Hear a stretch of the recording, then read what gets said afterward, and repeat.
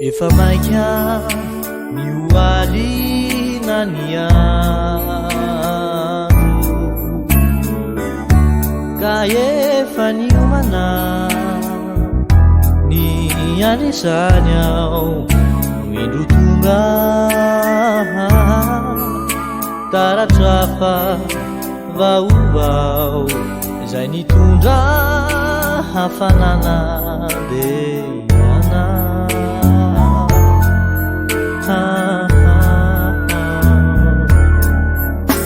filay andro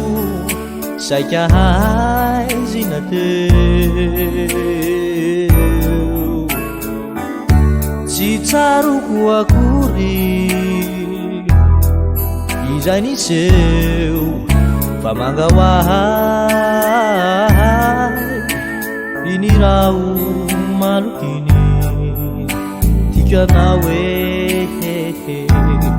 motsy efimpiry hafalina tsy ovitratrany ahay raha tonginy anao amafanyayay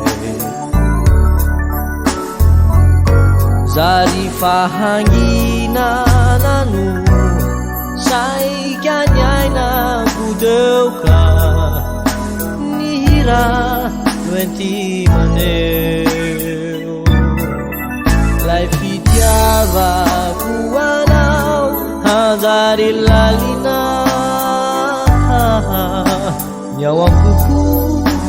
de ainao mitarina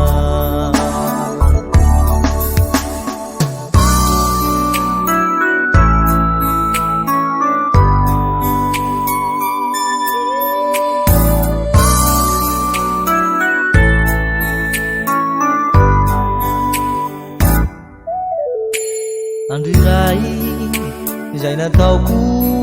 andro zato ny sozay nailikao anyekaty ato na koadino hovalina ramatsiay tikanao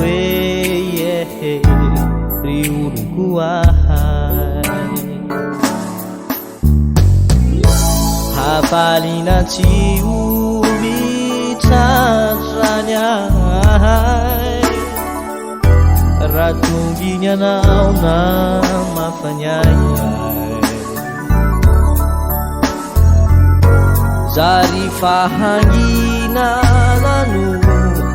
saikany ainako teuka nihira noenti maneo lay fitiavako anao manjary lalina ny ao amkoko de ainao mitarina ny ao amkoko de ainao mitarina